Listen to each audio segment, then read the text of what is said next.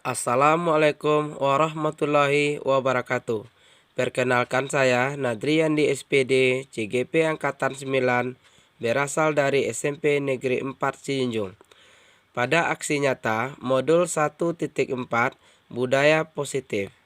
Perkenalkan fasilitator Bapak Riko Kurniawan Putra MPD, pendamping praktek Ibu Meldawanti SPD, dan saya sendiri CGP Nadriandi SPD. Rancangan tindakan untuk aksi nyata. Latar belakang. Murid tidak menyukai peraturan karena akan mendapatkan hukuman kalau melakukan pelanggaran. Mereka merasa malu kalau dapat hukuman.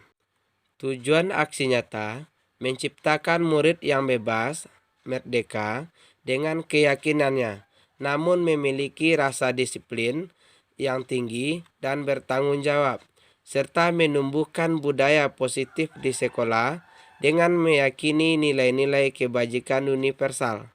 Tolok ukur terbentuknya keyakinan kelas melalui kegiatan kesepakatan kelas yang dilakukan wali kelas, guru mapel, dan siswa. Siswa mampu menerapkan dan menjalankan keyakinan kelas yang telah dibuat. Lini masa tindakan. Langkah-langkah tindakan yang akan dilakukan. Menemui kepala sekolah untuk menjelaskan pentingnya menanamkan budaya positif dan keyakinan kelas di sekolah, serta meminta izin untuk mempresentasikan kepada guru. Mengumpulkan rekan guru untuk melakukan presentasi pemahaman materi budaya positif. Berkoordinasi dan berkolaborasi dengan wali kelas dan guru mapel untuk membuat keyakinan kelas di kelas masing-masing. Memantau, merefleksi, dan mengevaluasi keyakinan kelas yang telah dibuat. Dukungan yang dibutuhkan. Kepala sekolah, rekan sejawat, dan murid agar tindakan telah dibuat dapat diterapkan secara baik di sekolah. Sarana dan prasarana yang dibutuhkan untuk menumbuhkan budaya positif di sekolah dan orang tua wali murid agar penerapan budaya positif juga diterapkan di rumah. Berikut ini merupakan kegiatan diseminasi di sekolah mengenai pemahaman dan pengalaman budaya positif. Assalamualaikum warahmatullahi wabarakatuh. Alhamdulillahirabbil alamin, wassalatu wassalamu ala asrofil anbiya'i wal mursalin wa ala alihi washabihi rasulillahi ajmain. Yang sama-sama kita hormati Ibu Kepala SMP Negeri 4 Sijunjung, yang terhormat Ibu Wakil SMP Negeri 4 Sijunjung beserta Bapak Ibu Majelis Guru.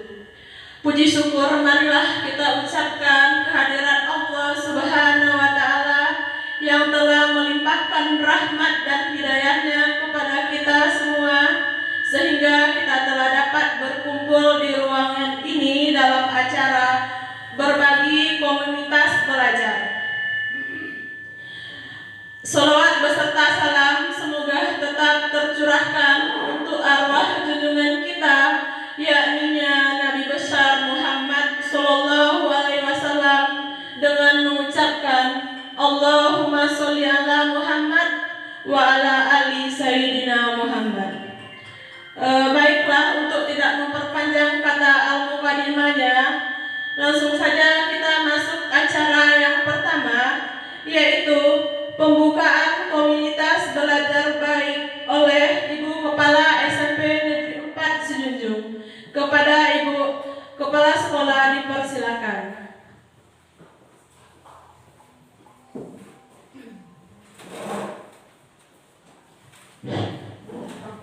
Bismillahirrahmanirrahim. Assalamualaikum warahmatullahi wabarakatuh. Puji syukur marilah sama-sama kita aturkan kehadiran Allah Subhanahu wa Ta'ala, yang mana pada kesempatan siang ini kita dapat hadir di ruang yang kita cintai ini. Dan tidak lupa pula salawat beriring salam kita hadiahkan buat junjungan kita yakni Nabi besar Muhammad Shallallahu Alaihi Wasallam. Yang sama-sama kita hormati CGP, Pak Nat dan Pak Rinaldi yang akan memberikan wejangan di dalam komunitas belajar di SMP kita ini. Seterusnya kepada Ibu guru yang hadir di ruangan yang kita cintai ini. Alhamdulillah pada pertemuan kita ini dalam komunitas belajar di SMP kita ini, mungkin sebelumnya kita harus tahu apa itu komunitas belajar. Kalau komunitas belajar ini adalah sekelompok guru, tenaga kependidikan dan pendidik yang memiliki semangat kepedulian yang sangat ingin merubah transformasi pembelajaran dalam implementasi kurikulum Merdeka dan ingin menerapkan kurmer dengan lebih baik di sekolah yang kita cintai ini. Alhamdulillah pada pertemuan kita ini telah ada perubahan, adanya transformasi pembelajaran yang telah ikutnya di antara kita guru di SMP 4 ini 2 orang dalam kegiatan guru penggerak. Mudah-mudahan untuk besoknya kita menjadi dalam kegiatan ini. Nantinya dalam kegiatan di formal ini yang akan disampaikan pemateri kita nanti yaitu Pak Nadriyadi dan juga Pak Rinaldi. Mudah-mudahan kita sebagai guru kedepannya semakin hari semakin berubah dan bisa untuk mengimplementasikan kurikulum Merdeka ini ke depannya lebih baik. Cuma itu yang dapat kami sampaikan dan kami sudahi. Wassalamualaikum warahmatullahi wabarakatuh.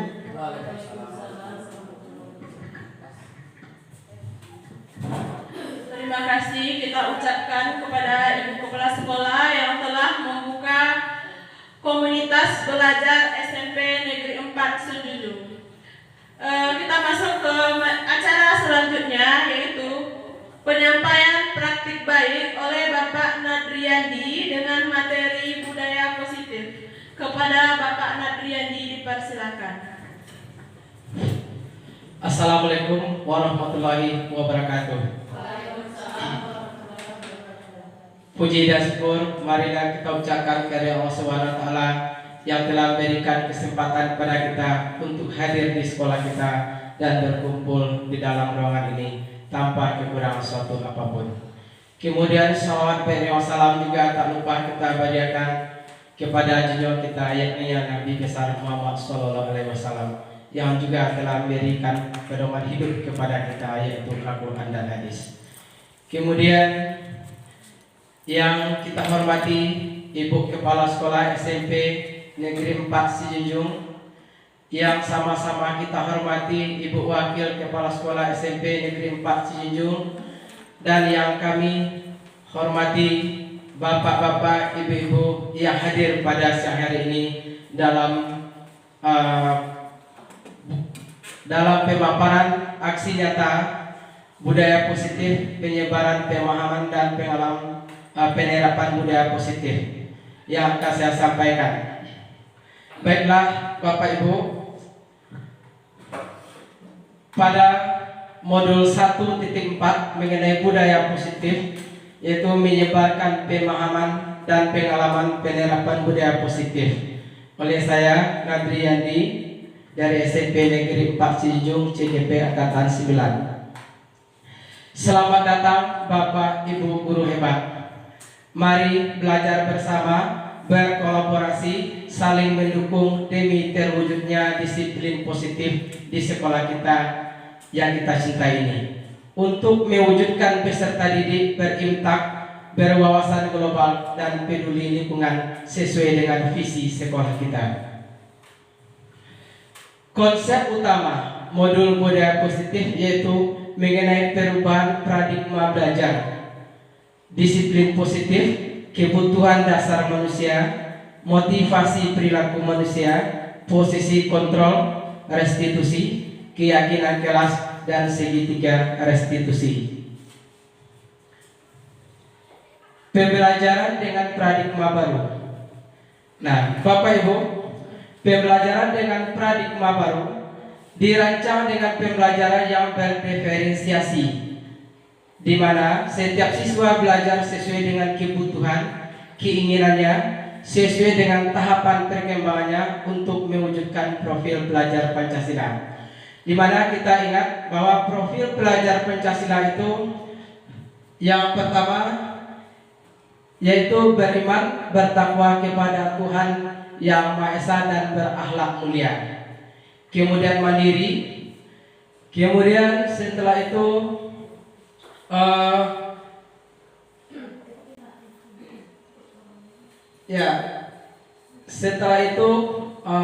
kreatif, bergotong royong, berkebinekaan global, dan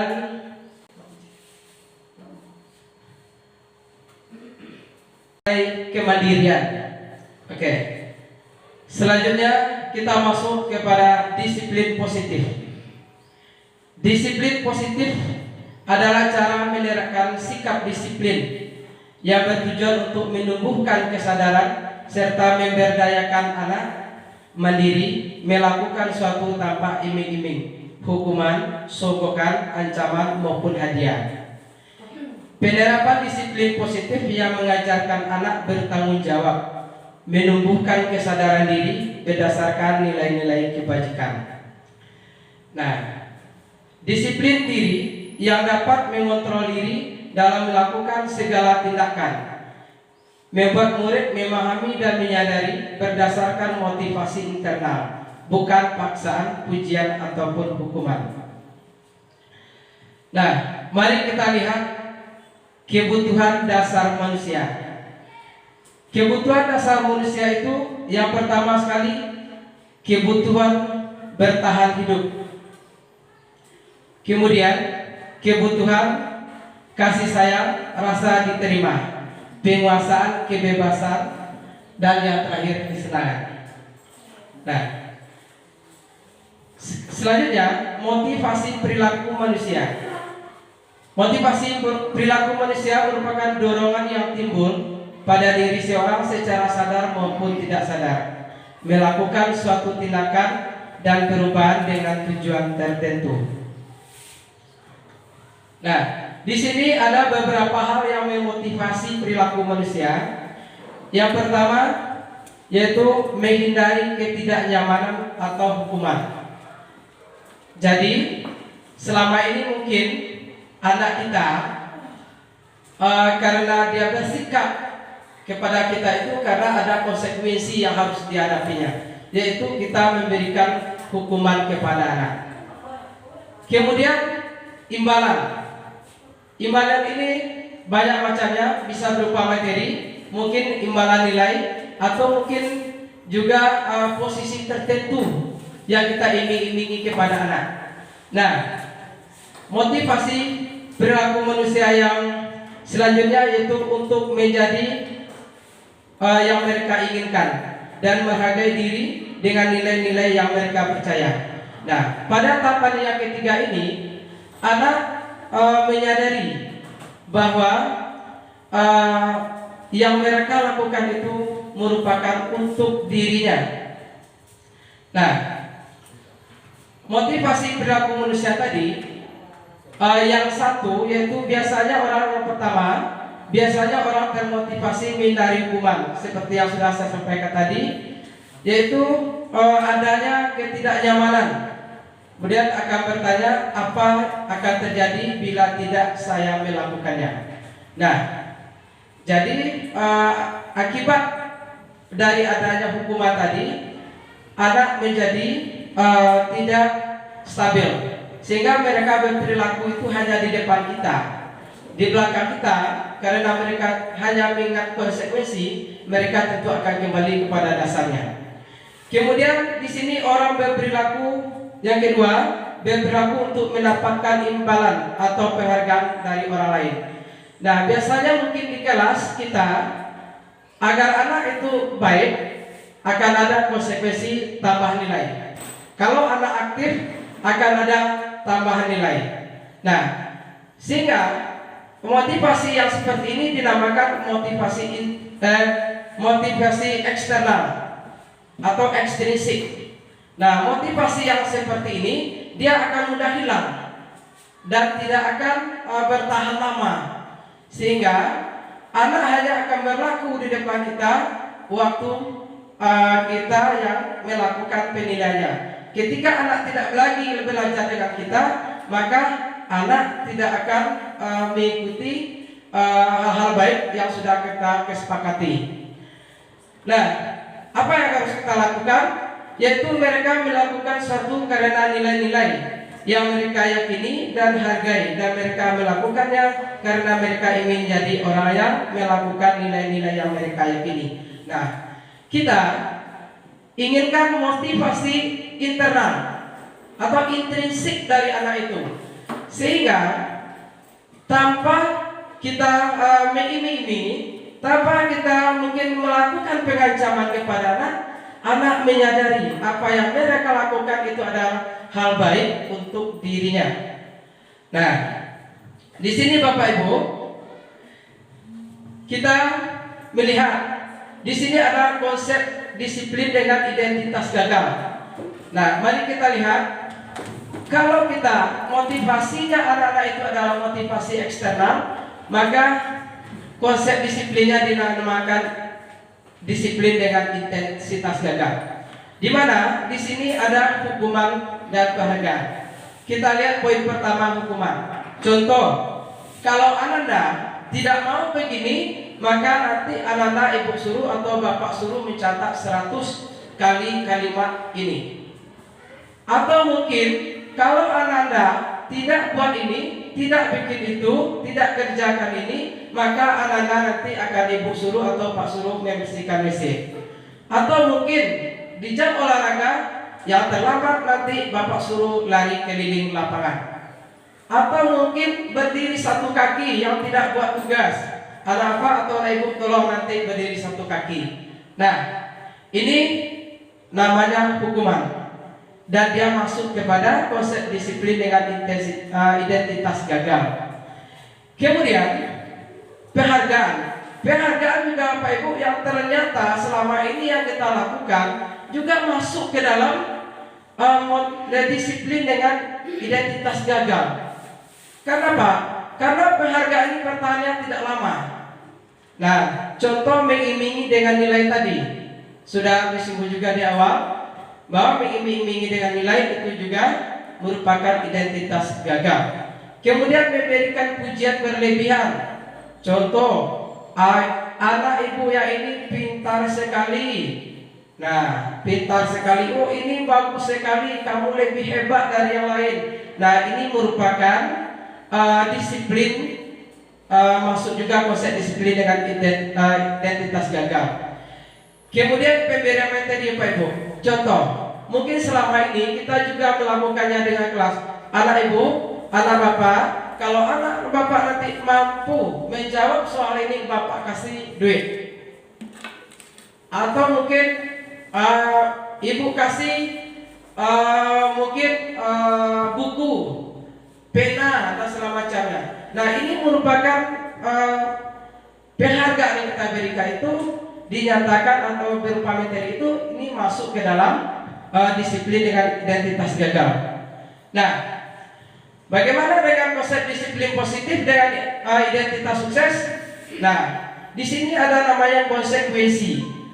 Konsekuensi yang pertama, suatu harus terjadi, tidak nyaman untuk murid atau untuk jangka waktu pendek. Nah, ini konsekuensi.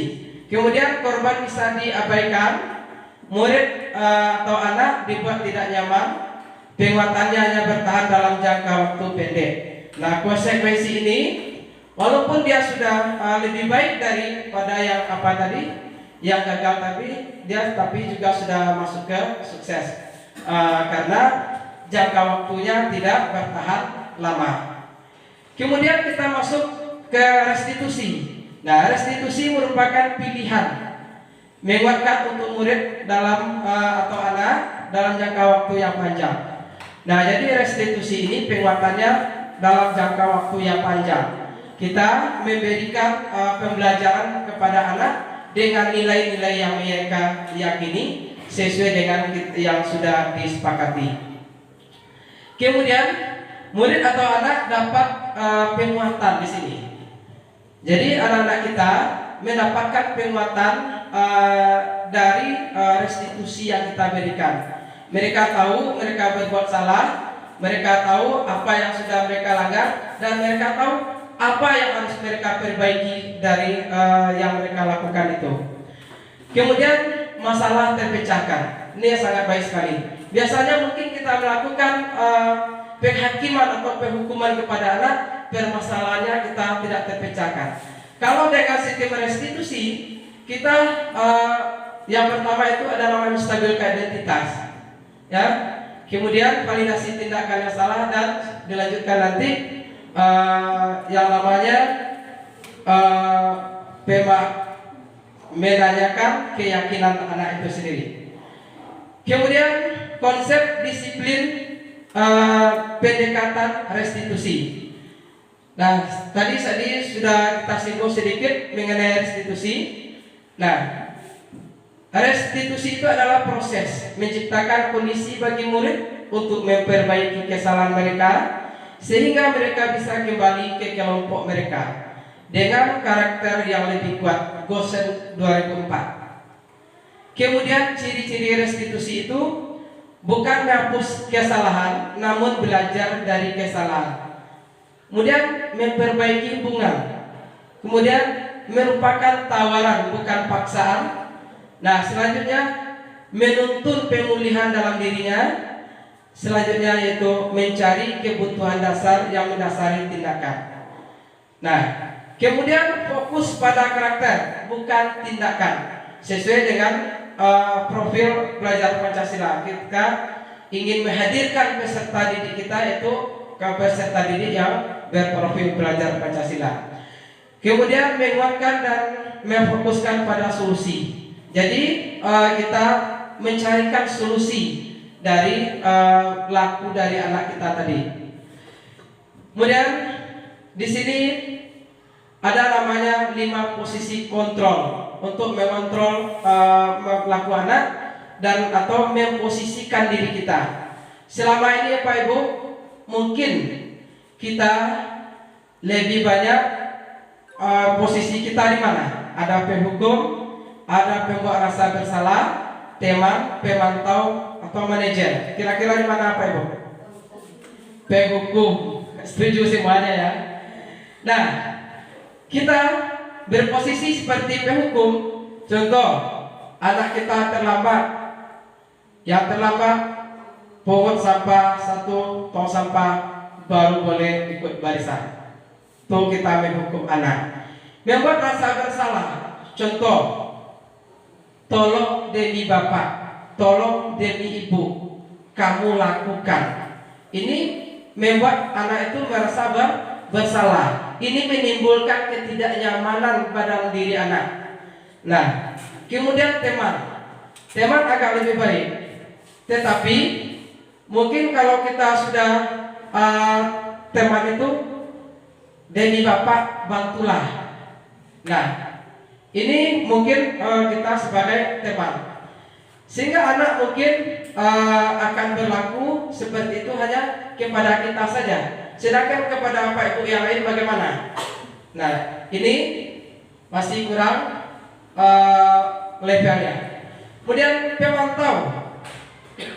Pada level ini kita mengamati anak, ya, kita mengamati laku anak. Kemudian di sini kita mungkin kalau ketika ada anak yang bersalah, sebelumnya kita panggil seperti itu. Nah, yang kelima adalah manajer. Di manajer ini kita tentu akan berproses. Anak itu ada di sekitar membuat anak itu nyaman dengan kita. Kemudian di sana kita membawa anak itu untuk terbuka dan kita bisa mengajak anak itu untuk bertanggung jawab. Kemudian contoh penerapan 5 posisi kontrol. Yang pertama sekali penghukum. Secara penghukum bisa menggunakan fisik, verbal. Nah, jadi kita menghukum anak bukan fisik saja tapi juga verbal. Itu sudah menghukum bagi anak. Contoh, patuhi aturan. Saya, awas, kamu selalu saja salah. Itu merupakan bahasa-bahasa kita yang menghukum anak. Anak merasa tidak nyaman dengan ini, Pak Ibu. Kemudian pembuat merasa bersalah. Nah, pada posisi ini guru akan bersuara lebih lembut. Nah, seperti yang saya sampaikan tadi, guru berbicara lembut, kemudian membuat anak itu merasa bersalah, dikeheningan, kemudian orang lain merasa tidak nyaman. Jadi mungkin kita itu bisa dengan bahasa kita, ibu sangat kecewa sekali dengan kamu. Nah, dengan bahasa itu anak muncul dalam diri anak bahwa mereka itu sangat bersalah, sudah berdosa sekali pada ibunya.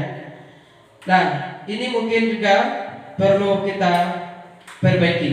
Kemudian sebagai teman, guru pada posisi ini tidak akan menyakiti murid, namun tetap mengontrol murid melalui persuasif. Contoh, ayo bantulah demi bapak. Juga saya sudah sampaikan sedikit tadi. Next. Yang keempat, pemantau. Di sini juga sudah saya sampaikan sedikit tadi bahwa pemantau ini pada saat kita mengawasi, kita juga bertanggung jawab atas perilaku orang-orang yang kita awasi. Contoh, peraturannya apa, sanksi atau konsekuensinya apa. Nah, ini adalah sikap dari pemantau. Jadi kita selalu menyatakan pada murid tentang konsekuensi dan sanksi. Nah, maka di sini yang kelimanya itu posisi manajer, di mana guru berbuat sesuatu bersama dengan murid, mempersilahkan murid mempertanggungjawabkan perilakunya, mendukung murid agar dapat menemukan solusi atas perilaku seseorang. Contoh, apa yang kita yakini, apa yang kamu yakini. Jika kamu yakini, apakah kamu sedia memilikinya? Rencana apa yang kamu lakukan untuk memperbaiki hal ini? Ini adalah sikap dari manajer. Nah, sekarang kita masuk ke keyakinan kelas tadi. Mengapa keyakinan kelas? Kok tidak peraturan kelas? Kira-kira mengapa, Pak Ibu? Silakan Pak Ibu. Mengapa peraturan kelas? Kok tidak keyakinan kelas? Mengapa kira-kira? Di mana kedudukannya keyakinan atau bagaimana pula posisi peraturan? Oke, kalau peraturan kira-kira siapa yang buat, Pak Ibu? Guru. Nah, kalau keyakinan kelas, kesepakatan guru dengan siswa. Nah, kira-kira di mana kira-kira letak perbedaannya? Nah, letak perbedaannya mungkin kalau peraturan guru yang menetapkan langsung, kalau kesepakatan bersama siswa menetapkan kesepakatan itu. Kemudian mari, mengapa kita memiliki peraturan tentang penggunaan helm saat mengendarai sepeda motor? Kira-kira di mana itu? Mengapa kita memiliki peraturan mengenai tentang penggunaan helm saat mengendarai sepeda motor? Nah, di sini akan terjawab, apa Ibu? Bahwa kalau peraturan, ketika kita tidak patuhi, ada konsekuensi. Nah, kalau kalimat ini mengajarkan kepada kita, mengapa kita memiliki peraturan tentang penggunaan helm? Karena selama ini kita berfokus pada aturan, tidak kita berfokus kepada maknanya. di mana makna penggunaan helm ini adalah untuk keselamatan. Nah, disinilah kita melihat perbedaan dari peraturan dengan kesepakatan kelas. Nah, kalau peraturan setelah orang tidak ada di dalam lingkup itu, mereka tidak akan lagi mengingat peraturan itu karena mereka merasa tidak diikat dengan itu. Sedangkan kalau kita menanamkan sebuah keselamatan seperti penggunaan helm ini tadi, kemanapun orang mengendarai sepeda motor, orang akan memakai helm. Kira-kira begitu. Juga begitu seperti mengapa kita memiliki peraturan tentang penggunaan sabuk pengaman atau seatbelt dalam mengendarai mobil. Nah, kalau orang hanya takut dengan aturan, ditutup saja kaca mobil itu, orang lain kan tidak bisa lihat orang pakai seatbelt apa tidak. Tetapi kalau dalam dirinya sudah terkonsep bahwa memakai seatbelt itu adalah untuk kenyamanan atau keselamatan dia, maka akan muncul kesadaran dalam dirinya bahwa yang mereka lakukan adalah untuk keselamatannya. Kemudian apa itu keyakinan kelas? Nah, di mana di sini guru berperan dalam mewujudkan terbentuknya keyakinan kelas atau keyakinan sekolah dengan adanya kesepakatan antara guru dan murid.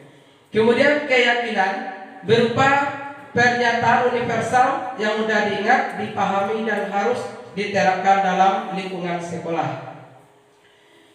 Nah, kegiatan pembuatan keyakinan kelas itu tahap 1 namanya mendiskusikan tentang peraturan, diambil dari nilai-nilai baik yang ada di kelas. Contoh disiplin waktu.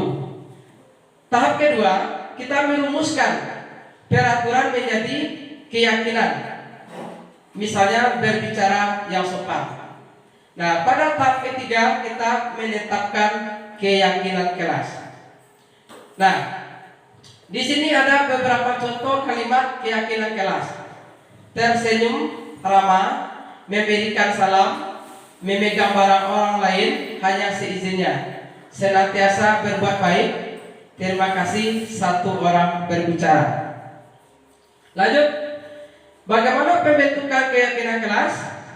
Nah, keyakinan kelas itu lebih abstrak dari peraturan.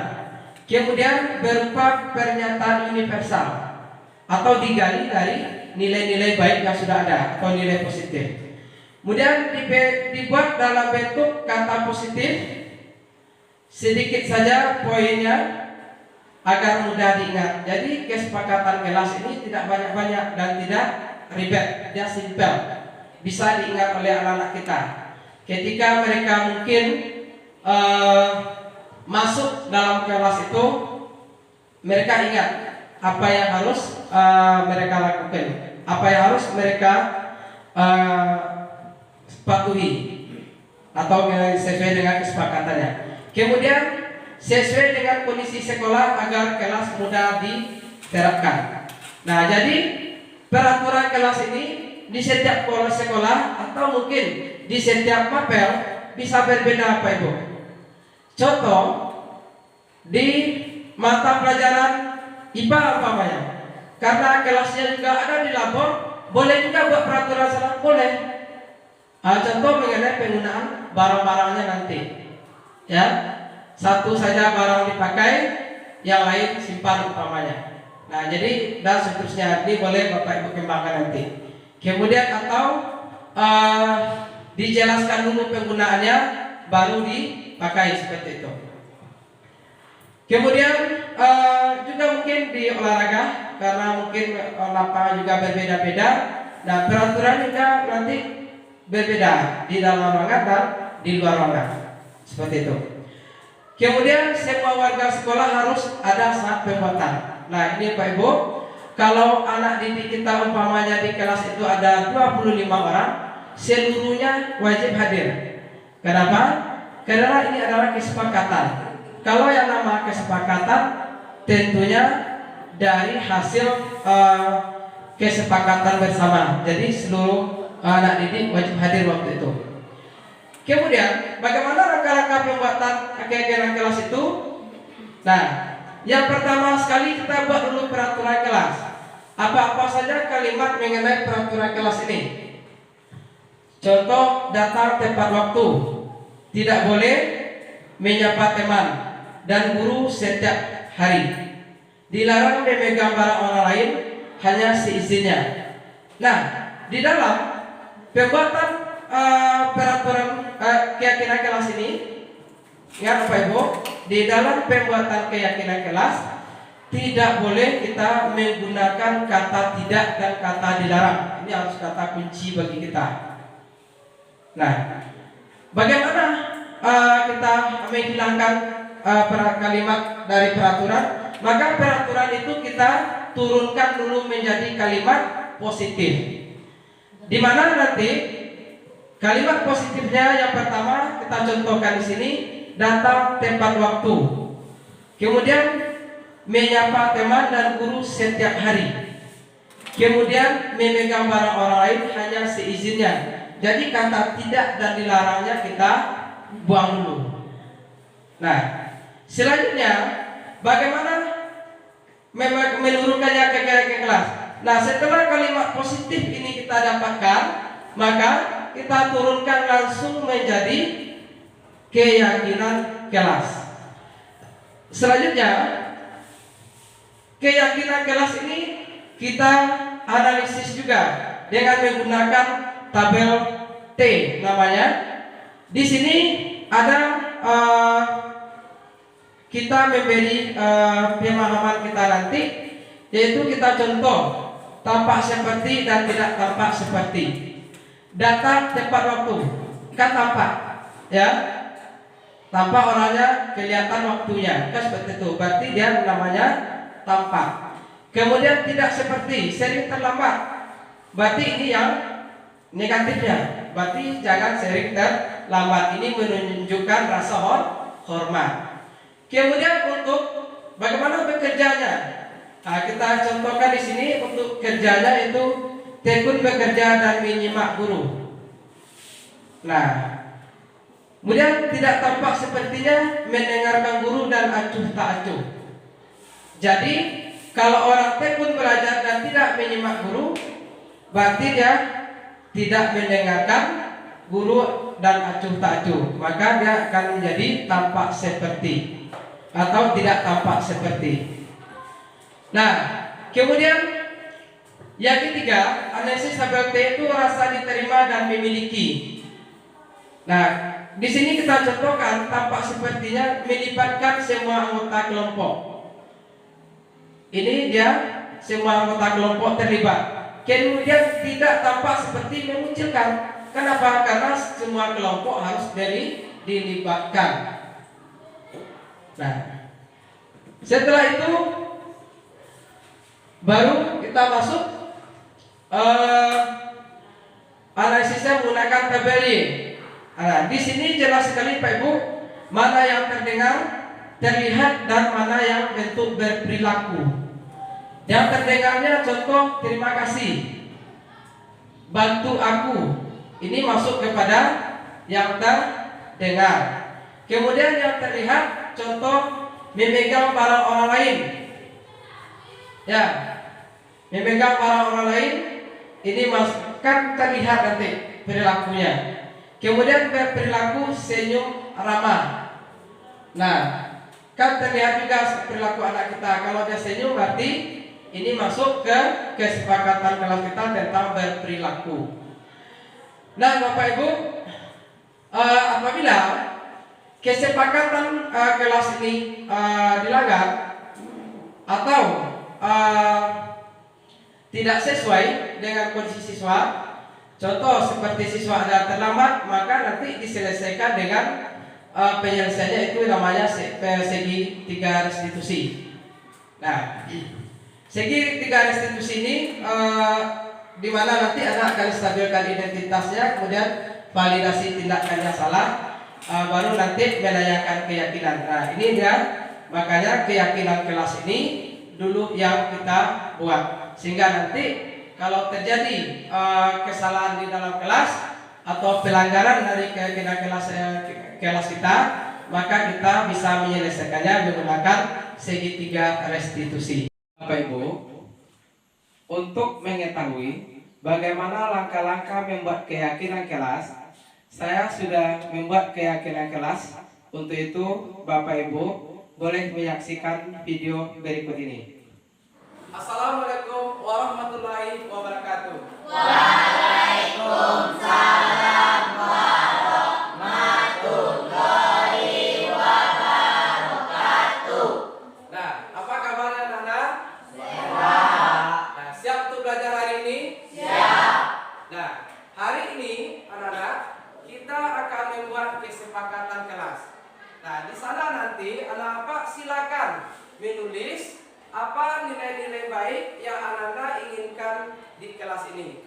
Nah, untuk itu anak-anak nanti akan menulis di kertas sticknote kelas impian yang anak-anak inginkan. Bisa dipahami? Bisa. Nah, sekarang Bapak akan membagikan sticknote-nya. Silakan ditulis.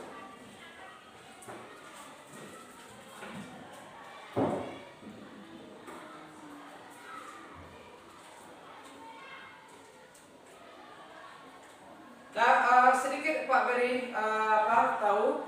Nanti anak-anak ya menulisnya, rasakan dulu lemnya kalau lemnya di depan, tulis di belakang kertasnya agar nanti mudah ditempelkan.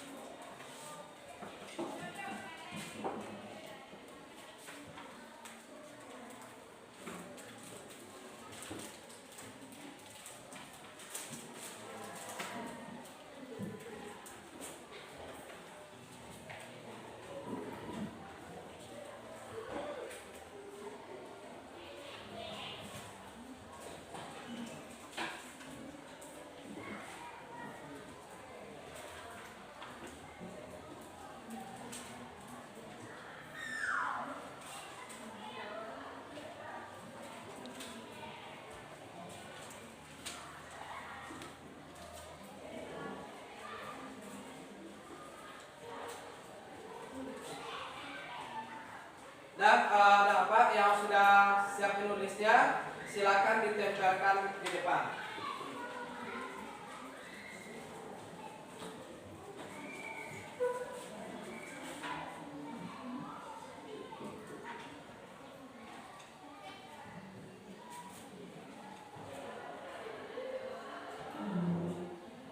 Silakan yang sudah siap. Nah, ditempel sini ya.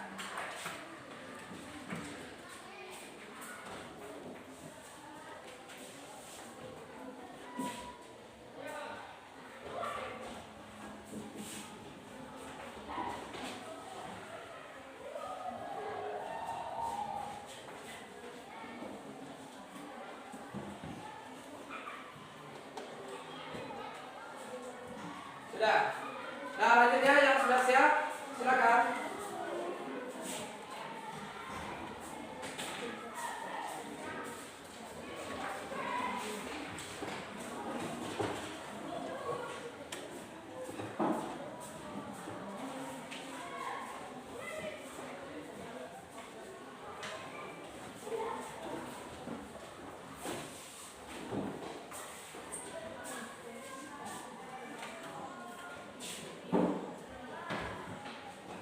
Nah, yang sudah siap silakan tempelkan lagi.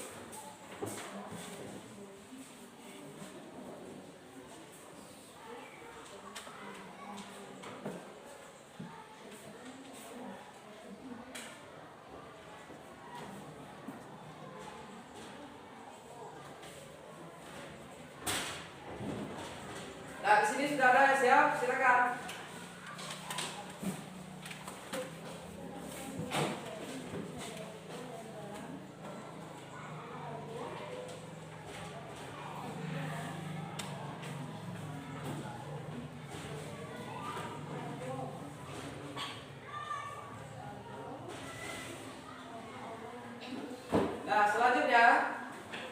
Silakan apa?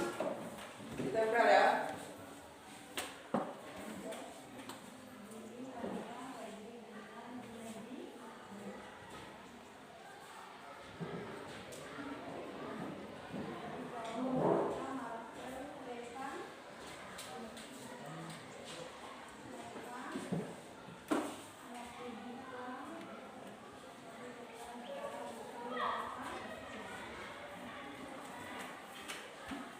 Nah, semuanya sudah buat? Nah, selanjutnya ada apa? Bapak minta 2 orang untuk membacakan kelas impian yang kita inginkan. Untuk itu Pak minta 2 orang berdiri ke depan untuk mengambil dan membacakan nanti kelas impian yang sudah Anda buat. Nah, silakan 2 orang ke depan. Siapa yang bersedia? Nah, silakan, siapa yang bersedia? Ya, Pebela, speakerkan di belakang Pebela. Elmar, ya bagus, upload terus. Nah, silakan apa? Pebela ambil 2 dan Elmar ambil 2. Ya. Nah, sekarang silakan ada apa? Elvan dibacakan dulu. Meminjam punya teman seizinnya. Meminjam punya teman seizinnya. Nah, lanjut.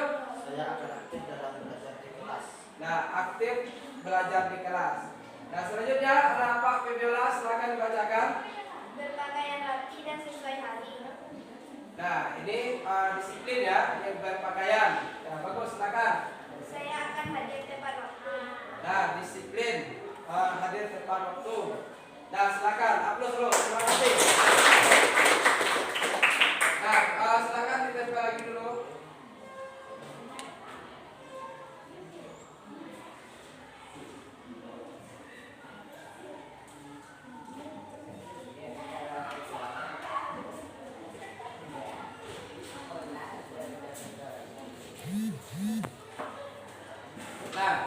Nah, setelah didapat tadi kelas impian yang Anda inginkan, maka kita akan buat kesepakatan kelas dari impian-impian Anda tadi.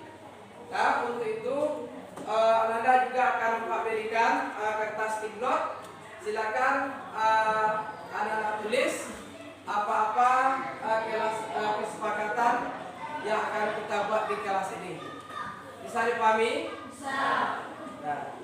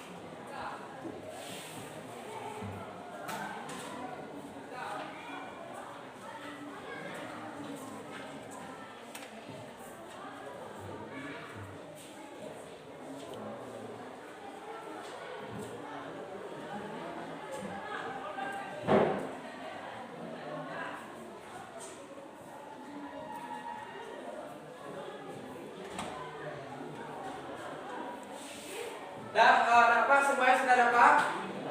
Nah, sekarang silakan dapat tulis tentang kesepakatan yang akan kita buat di kelas ini. Nah, silakan ditulis dulu.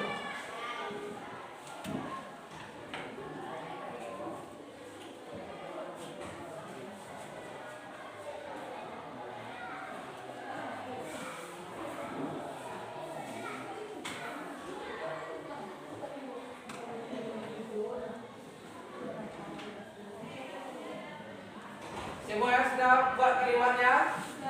Nah, selanjutnya anak Pak, silakan kalimat yang sudah anak Pak tulis ditempel di depan.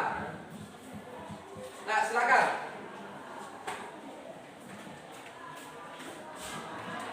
Nah.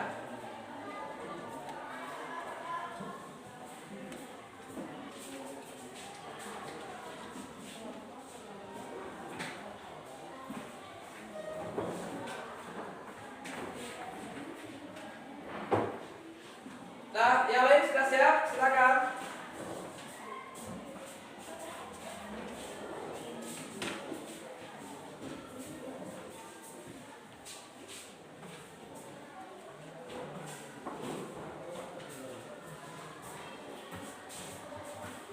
Selanjutnya.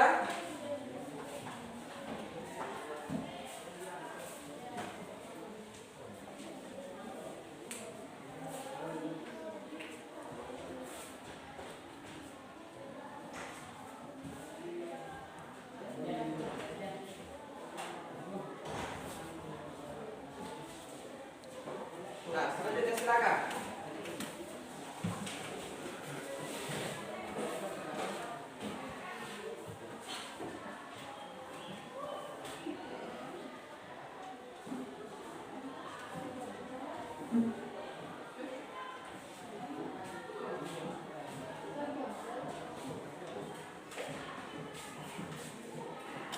Ada apa yang lain? Yang sudah siap silakan tempel.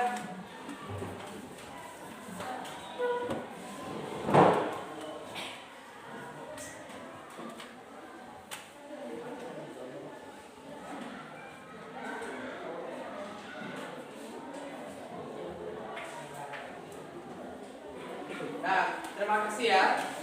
Nah, dari yang sudah Anda buat ini, Bapak menginginkan dua orang juga untuk membacakannya, sehingga poin-poinnya nanti jelas ya.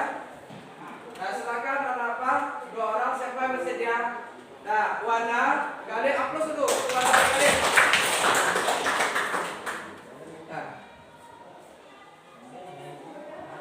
Silakan Pak Wanda ambil dua, Galih juga ambil dua. Nah, selanjutnya apa? Silakan dibacakan kesepakatan kelas yang ditulis oleh teman-teman Ananda dan juga Ananda dengan suara yang agak keras ya, agar semuanya mendengar. Silakan dari Galih dulu. Saling menghargai sesama, Bagus, saling menghargai. Lanjut. menjaga kebersihan kelas, Nah, selanjutnya Pak Wanda. Tentang tepat waktu. Nah, disiplin waktu lagi ya. Lanjut. Tidak boleh ribut. Tidak boleh ribut. Aplaus dulu. Nah, silakan Bapak ditempel lagi.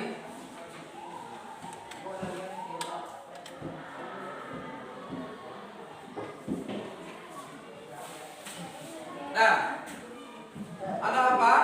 Kesepakatan kelas yang sudah anak Pak buat ini nanti akan Bapak kumpulkan dan akan Bapak ketik, sehingga nanti bisa kita tempel di kelas kita. Nah, mungkin ada apa bertanya ya, kok kesepakatan kelas tidak peraturan kelas? Nah, kalau peraturan itu nanti bisa guru saja yang buat.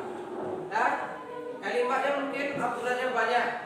Sedangkan kesepakatan itu melibatkan seluruh anggota kelas dan guru. Jadi guru dan siswa di sini terlibat. Nah, poinnya juga tidak banyak dan bisa Anda ingat setiap saat. Kalau peraturan yang Bapak buat atau yang guru buat, mungkin Anda akan mematuhinya ketika ada guru. Kalau kesepakatan, kapanpun dan dimanapun Anda berada, Anda pasti akan ingat apa-apa kesepakatan yang kita buat di kelas ini. Jadi itulah yang membedakan mengapa hari ini kita membuat kesepakatan bukan aturan. Jadi kesepakatan ini akan mudah Anda ingat karena Anda sendiri yang membuatnya. Bisa dipahami? Bisa. Nah, demikian saja pembuatan kesepakatan kelas kita pada hari ini. Salah dan janggalnya Pak mohon maaf. Bila taufik wal hidayah. Wassalamualaikum warahmatullahi wabarakatuh. Nah, selanjutnya untuk penyelesaian masalah-masalah yang terjadi di sekolah, kita menggunakan yang namanya segitiga restitusi, di mana menurut Diane Gosen dalam bukunya Restructuring School Discipline 2001 telah merancang sebuah tahapan untuk memudahkan para guru dan orang tua dalam melakukan proses untuk menyiapkan anaknya untuk melakukan restitusi, bernama segitiga restitusi atau restitution trigger. Dalam segitiga restitusi ini ada 3 langkah-langkah pokok. Yang pertama sekali yaitu menstabilkan identitas, kemudian validasi tindakan yang salah, menanyakan keyakinan. Nah, Bapak Ibu, untuk menstabilkan identitas ini atau stabilis identity, bagian dasar dari segitiga bertujuan untuk mengubah identitas anak dari orang yang gagal karena melakukan kesalahan menjadi orang sukses. Jadi anak kita itu kita bangkitkan mereka ketika mereka itu gagal, bagaimana kita mengubah kegagalan itu menjadi identitas sukses. Nah, di sini dia mencoba untuk memenuhi kebutuhan dasarnya, namun ada benturan anak-anak kita ini. Nah, kalau kita mengkritik mereka, maka kita tetap membuatnya di posisi gagal. Untuk itu Bapak Ibu, kalau kita ingin menjadi reflektif, maka kita harus meyakinkan anak kita. Nah, kalimat-kalimat yang bisa kita gunakan untuk meyakinkan anak-anak kita itu, yang pertama Bapak Ibu, mungkin kita bisa melakukannya. Nah, berbuat salah itu tidak apa. Tidak ada manusia yang sempurna. Kemudian kita juga bisa menyampaikan, saya juga pernah melakukan kesalahan. Jadi kalimat itu kita sampaikan pada anak sehingga anak merasa tidak mereka saja yang salah.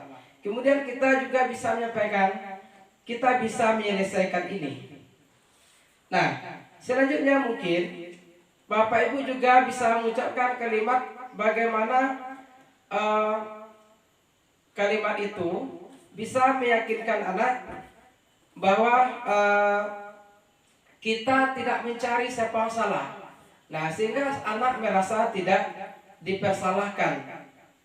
Kemudian di sini kita bagaimana kita itu bisa memancing bahwa anak itu yakin bahwa kita mencari solusi dari persalahan ini. Nah, kita juga tanamkan kepada anak kita dengan mengucapkan kalimat, kamu juga berhak merasa begitu. Nah, apakah kamu sedang menjadi teman yang baik buat dirimu sendiri? Nah, kalimat ini juga bisa kita jadikan kalimat untuk memvalidasi identitas bagi anak kita. Nah, setelah itu, langkah kedua yang bisa kita lakukan dalam menstabilkan identitas anak ini, kita namanya di sini memvalidasi tindakan yang salah atau validate the misbehavior. Nah, setiap tindakan kita dilakukan dengan suatu tujuan, yaitu memenuhi kebutuhan dasar. Kalau kita memahami kebutuhan dasar yang mendasari sebuah tindakan, kita akan bisa menemukan cara-cara paling efektif untuk memenuhi kebutuhan tersebut. Nah, Bapak Ibu, kita mungkin tidak suka sikap seorang anak terus-menerus merengek ya. Ada mungkin bermanja-manja pada Bapak Ibu. Nah, mungkin kita ada yang risih atau apalah dengan keadaan itu. Namun bila sikap itu mendapat perhatian kita, maka kita telah memenuhi dari kebutuhan si anak. Nah, di sini kalimat-kalimat yang mungkin asing bagi kita guru, namun bila dikatakan ya dengan nada tanpa menghakimi si anak mungkin akan bisa memvalidasi kebutuhan mereka. Nah, di sini ada beberapa ucapan ya atau kata-kata kita yang bisa kita sampaikan kepada anak untuk memvalidasi tindakan yang salah ini. Mungkin kalimatnya bisa kita gunakan, padahal kamu bisa melakukannya lebih buruk dari ini ya. Nah, kamu pasti punya alasan mengapa melakukan hal itu. Nah, di sini anak mungkin sedikit tersentak dengan kita menanyakan pertanyaan seperti itu. Nah, kemudian kita sampaikan kepada si anak, kamu patut bangga pada dirimu karena kamu telah melindungi sesuatu yang penting buat dirimu. Nah, sehingga mungkin dari kita berbicara seperti ini, anak kita merasa tidak dipojokkan. Nah, kemudian kita juga sampaikan pada anak mungkin dengan bahasa, kamu boleh mempertahankan sikap itu, tapi kamu harus menambahkan sikap yang baru. Nah, ini kita membawa si anak untuk ke arah tindakan yang mereka lakukan tersebut. Nah, setelah tindakan seperti itu, maka kita memancing si anak tadi untuk membuka permasalahannya. Setelah itu kita memvalidasi kesalahan-kesalahan yang mereka lakukan tadi dengan ucapan kalimat-kalimat yang seperti yang sudah saya contohkan. Maka kalau itu sudah selesai, baru kita masuk ke tahapan ketiga, di mana di sisi ketiga restitusi ini yaitu menanyakan keyakinan, zik de belief. Nah, teori kontrol menyatakan bahwa pada dasarnya motivasi secara internal. Maksudnya begini, kita menginginkan motivasi yang muncul dari anak itu untuk menyelesaikan permasalahannya itu muncul dari dalam dirinya, bukan lagi paksaan atau dorongan dari luar. Nah, biasanya Bapak Ibu mungkin kita sudah sering juga menghakimi si anak, atau kita mungkin bersikap waktu itu sebagai penghukum sebelum kita memahami bagaimana penyelesaian persoalan anak menggunakan segitiga restitusi. Jadi di sini untuk segitiga restitusi ini yang paling baik peran kita yaitu sebagai manajer. Nah, kalimat-kalimat yang bisa kita gunakan untuk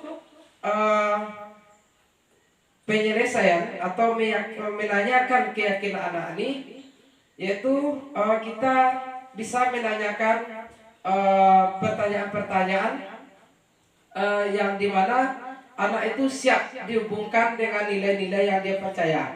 Nah, ini ya Pak Ibu, yang seperti sudah saya sampaikan tadi, bahwa nilai-nilai yang dipercaya anak ini tentu sebelumnya sesuai dengan nilai-nilai yang kita buat pada proses pembuatan keyakinan kelas yang telah kita lakukan. Nah, sebelum kita membuat sebuah keyakinan kelas, Bapak Ibu, tentu segitiga restitusi ini tidak bisa kita lakukan. Maka kalau sudah kita buat, kita bisa melakukannya. Nah, di mana pertanyaan-pertanyaan yang ketiga menanyakan keyakinan ini, kita bisa mengucapkan kata-kata apa yang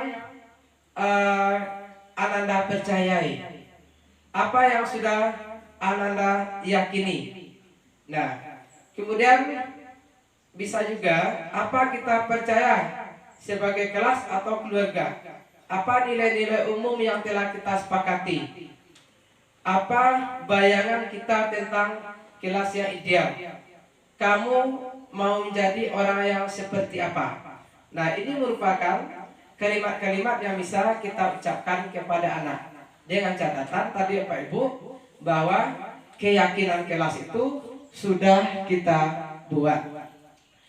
Nah, kemudian untuk penyelesaian masalah ini, seterusnya kita bisa menggali lagi kepada anak bahwa kapan kamu akan melakukannya. Nah, jadi anak itu bisa dengan adanya kesepakatan kelas tadi mengatakan kapan dia dimulainya, anak kita pancing bahwa mereka itu harus bisa memulainya segera atau nanti malam Pak, boleh.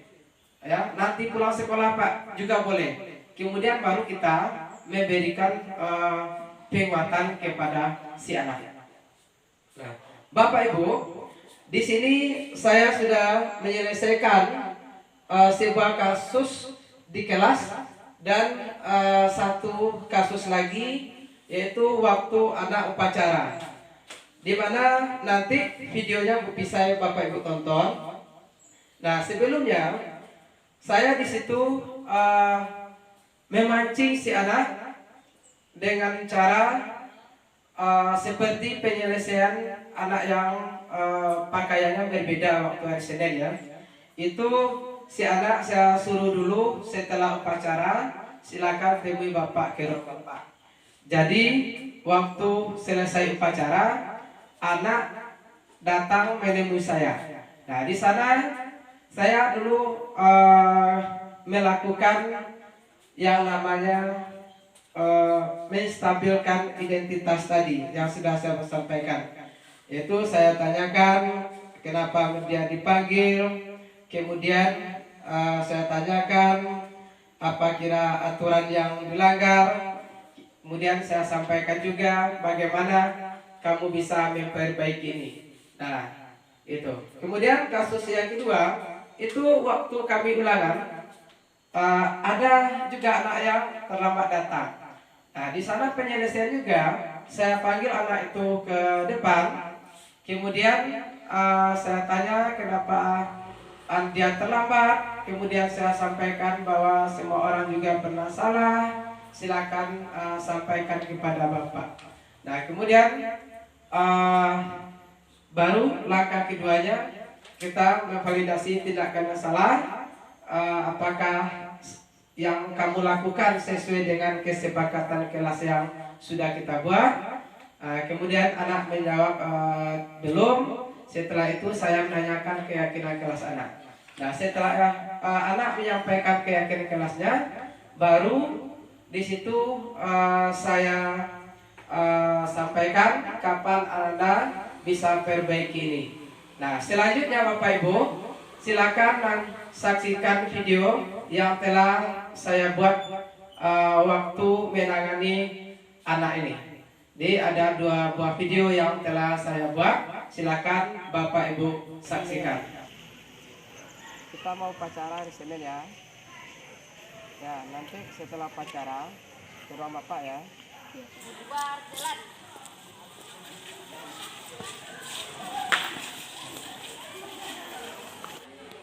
Assalamualaikum. Waalaikumsalam. Silakan duduk Helen. Helen, tahu tidak kenapa Pak panggil ke sini? Ya Pak, saya tahu Tahu kenapa? pakaian saya salah Pak. Bagaimana pakaiannya nak? Tidak memakai baju putih, seharusnya saya pakai baju putih. Oh, kenapa tidak pakai baju putih? Sekarang kan hari Senin. Hari Senin kita akan upacara bendera. Ceritakanlah. Semua orang punya salah. Bapak juga pernah salah. Jadi kalau Helen ada masalah, ceritakanlah sama Bapak. Jadi kesalahan itu juga pernah terjadi pada semua orang. Helen pasti punya alasan kenapa Helen tidak memakai baju putih hari ini. Coba ceritakan pada Bapak. Ya Pak, saya lupa cuci baju putih saya Pak. Kemarin saya banyak bermain Pak, sehingga saya lupa cuci baju saya. Kalau tidak memakai baju putih pada hari Senin, apakah sesuai dengan kesepakatan sekolah kita? Tidak Pak. Helen tidak memakai baju putih ke sekolah. Nah, apakah Helen tahu bahwa kesepakatan sekolah kita Iya Pak. Apa kesepakatan sekolah kita? Disiplin, tepat waktu, dan ramah. Iya. Agar Helen tidak melanggar lagi, terutama pada hari Senin, apa yang harus Helen lakukan? Mencuci pakaian yang kotor pada hari Minggu dan mengurangi aktivitas bermain. Kapan Helen laksanakan? Mulai hari ini Pak. Iya, Helen, agar tidak melanggar lagi kesepakatan ke sekolah kita. Jadi besok dan seterusnya Helen ingat bahwa hari Senin itu pakai baju putih ya. Jadi persiapkanlah mulai dari hari Minggu atau jauh-jauh hari sebelumnya. Karena memakai baju putih itu kan sampai hari Kamis kita ya. Bisa ya?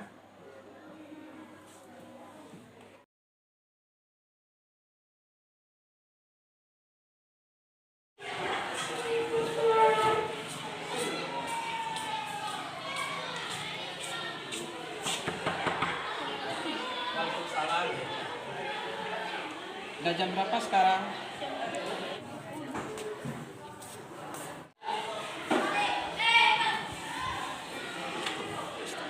Tahu tidak kenapa Pak panggil ke depan? Tahu Pak, karena terlambat. Ya, tadi berangkat ke sekolahnya jam berapa? Jam 7.30 Pak. Oh, jam 7.30. Mizia tahu tidak jam berapa seharusnya masuk kelas? Tahu Pak, jam 7.30. Nah, jam 7.30. Apakah Mizia sudah datang tepat waktu? Belum Pak. Nah, setiap manusia pernah salah ya Mizia. Bapak juga pernah salah. Namun di sini kita tidak mencari atau tidak menyalahkan siapa-siapa. Mizia mungkin punya alasan kenapa tidak datang tepat waktu. Nah, jadi kenapa Mizia terlambat datang ke sekolah pada hari ini?